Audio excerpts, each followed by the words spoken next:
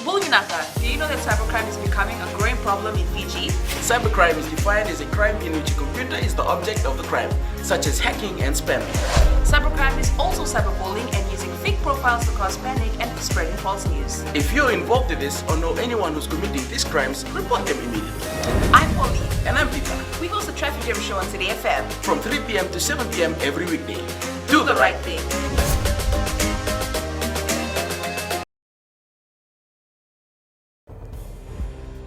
In this bulletin, FRA prioritizes road restoration in the north. Police shares heroic tale. And flood caused significant damage in Lambasa. From the studios of FBC Suva.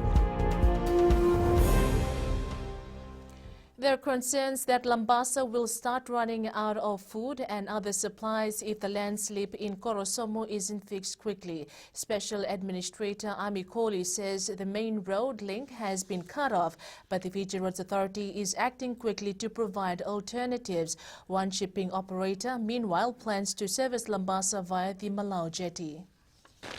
This landslip on Korosomo Hill passing lane has severed connections between Lambasa and Nambawalu. That is the heart line, and with that cut off, basically it cuts off supply of stocks that are arriving through Nambawalu. I've been concerned about that piece of road for many years because we had several engineers come in and they said it has to be fixed properly. You cannot just dump and keep on building on it. Nambawalu is the main sea link between the two main islands used to transport goods and people. The FRA says an alternative feeder road will be ready within days, but with weight limits. It's going to go through Tambi and Anduri road, and then from there to Korobo road, and then comes back to Nambawalu. So that has got a restriction of 10 tons on one of our bridges over there. Counter shipping is exploring the option of sailing to the Malau jetty, which will more than triple the travel time. The traveling hours, at the moment the crossing, you get 3-hour crossing. So, but if you want to go up to Malau, you're looking at almost maybe a 10-hour crossing from Natovi. For the time being, Korosomo Hill passing lane remains closed to all traffic. The Infrastructure Minister says Fiji Roads Authority will have to make the best use of the allocated budget in terms of road rehabilitation. Johnny Usumate says in some cases they will have to reassign priorities. Usumate says the authority is working to ensure the resources are better distributed to help restore accessibility to affected roads. He adds Lambasa will be a major priority for the FRA as the road network suffered significant damage. In the meantime, work continues on all the other roads and crossings that have been damaged as a result of TC Ana and because of the floods that have affected us recently.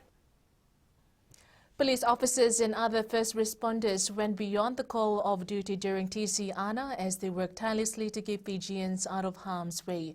FBC News yesterday managed to catch up with one police officer who made headlines for his rescue of a baby. Apanisa Wangarantovo reports at the time Constable Kepu Mairata was helping those in need. His own in Lambasa were also enduring the strong winds which partially damaged their home. I feel proud of myself. This was the shot that showed the nation that our officers in blue are our true protectors. But for the 21-year-old, he says he's living his dream job, saving lives and helping people. I went throughout the community just to imagine take a picture that I'm helping my own family. We managed to get some of the families that are seeking help because the water almost gone into the house. Constable Mairata was back at the scene, which on Sunday was like a raging river, and he met the little cutie who he will never forget. I'll be happy if she realized that I'm the person that saved her during that time when Cyclone Ana came to the area. These police officers and other first responders risked their lives during natural disaster to help save Fijians in need of rescuing. They are also calling on the public to do their part and prioritize their safety in such times. Our life is also paramount, police officers. We all human. Even though in that kind of situation, we still give our life in order to save another person's life. The Fiji Police Force, the RFMF, and disaster response authorities are deployed nationwide. We've all seen the stunning images of their bravery over the last few days as they've come to the rescue of Fijians in badly impacted regions of the country. We are all grateful. The police force in recent time has been tarnished by some, but the acts of bravery, such as those by Mairata, keeps the confidence going for the public at large. Apinisongrandobu, FBC News. Women, children and the elderly of Vunivaivai settlement in Lambaso had to be put inside a large cooking pot and taken to higher grounds at the height of Tisiana. Resident Luke Nasaroa told FBC News that when the Gao River burst its banks around 2 a.m. on Sunday, water gushed into their settlement and into their home. Josiana Nunga reports the flood waters even entered the hall and church where they were taking shelter. This is the large cooking pot used by men of the settlements to transport the elderly, women and children to 2 homes that were not affected. The Ngawa continued to rise on Sunday morning. At midday, we saw the water level has reached a critical level, and that's where we realized we need to start moving. As we came out, we saw that the nearby school was underwater and fiberglass boats were transporting some residents to safe locations. Nasaroa says they remained in the flooded village all of Sunday morning and were assisted by the RFMF engineers at around 3 p.m. We remained in the flooded area for about 4 to 5 hours after using big pots to transport the elderly, women and children. We are thankful that first responders came to our rescue in the afternoon. The 10 families were then taken in several boatloads to the Sukanibalu barracks and then to the Watunimbali church for shelter. We heard on the radio that the cyclone is approaching Yasawa and the Mamanuthas. That's why we were not that prepared until we noticed the Ngawa River rises rapidly due to the heavy rain experienced in the north on Saturday night. That's when we decided to move. These residents have cleaned their surrounding yesterday from the mess caused by the severe flooding. Josiana Nunga, FBC News. Majority of businesses in Lambasa town have suffered huge losses with their stock being spoiled. With no water and electricity supply, business owners together with employees are currently finding it difficult to clean up their stores and service customers. Chicken Express employee Mohammed Bashara says they will have to start from scratch. We have to do our best to clean the shop, and we are trying our best to clean by today and waiting for the water authority to bring some water, electricity, EFL, bring some electricity so that we can clean the shop nicely. It's not a good month for us since yesterday was our 1st of February.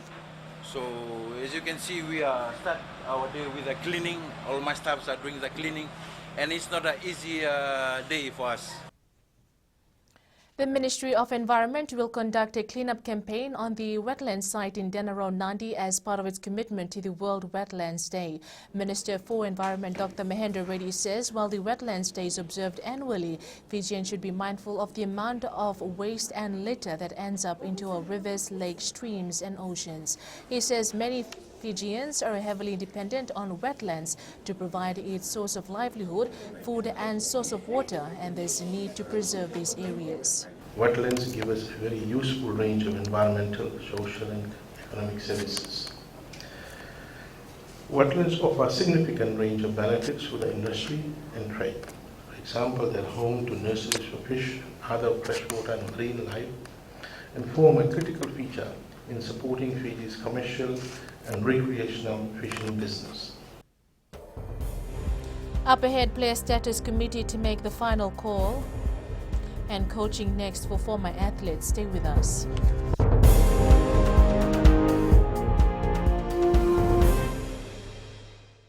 Oira na ngone no de nunu ena be singa ni mataka. Mersu sunga da keno loma dina keno be karon.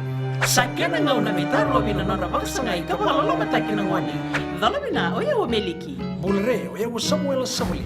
Nama kiki rau ena be mataka. Boniti kina bakarombuka. Ni boy tini kalimana miniti me ono kina tini na kaloko. Ena Radio Fiji One na ndobo ibiti. Kinda kinda na mataka. Dan ramai na singabo.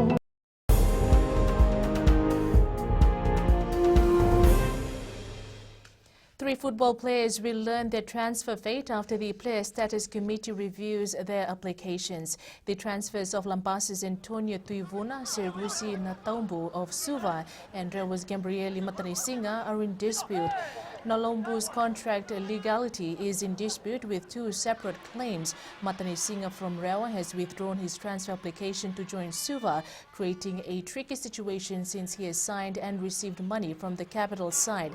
The Fiji FA Chief Executive says they will play by the rules and let the Player Status Committee deal with them accordingly.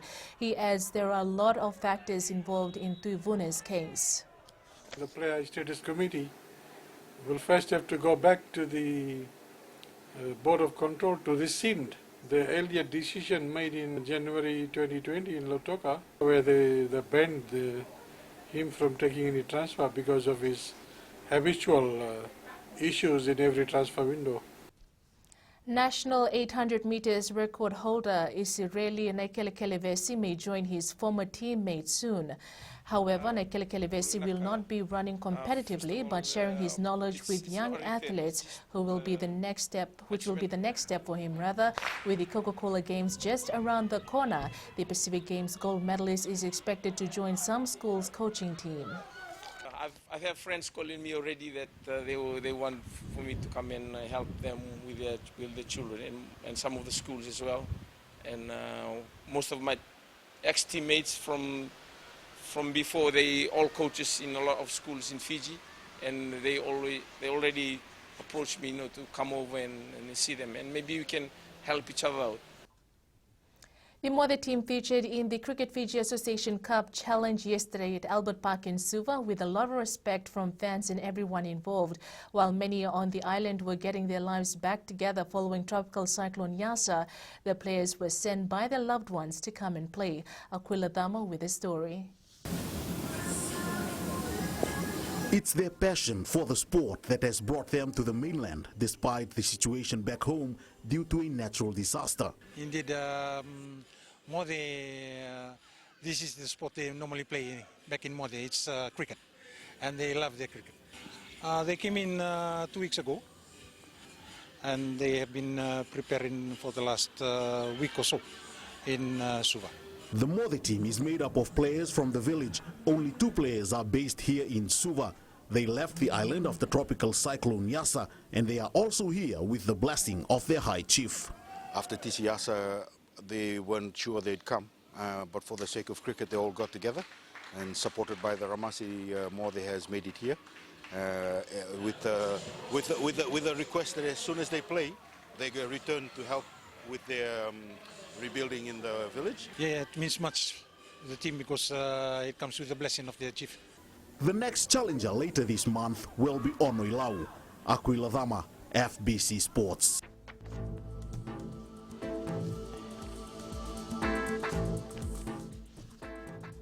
Fine weather can be expected in all major centers today with chances of some showers later in the afternoon.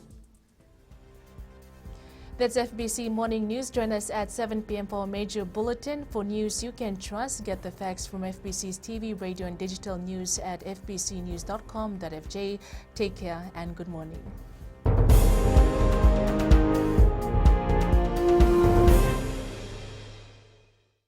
हमारे खूबसूरत देश Fiji में child abuse की घटनाएं आए दिन बढ़ रही हैं। क्यों बच्चों का मासूम बचपन अब्यूज का शिकार हो जाता है? अपने बच्चों की सुरक्षा का खास ख्याल रखें। उनसे बातचीत करें, उनके दोस्तों के बारे में जानें। आज के बच्चे देश का भविष्य है। मैं दीप्ति और मैं मोनिश, आपके हमसफर। शामिल हो जाए हमारे साथ मंडे टू फ्राइडे 5:45 AM से 10 AM तक रेडियो फिजी 2 देश की धड़कन पर।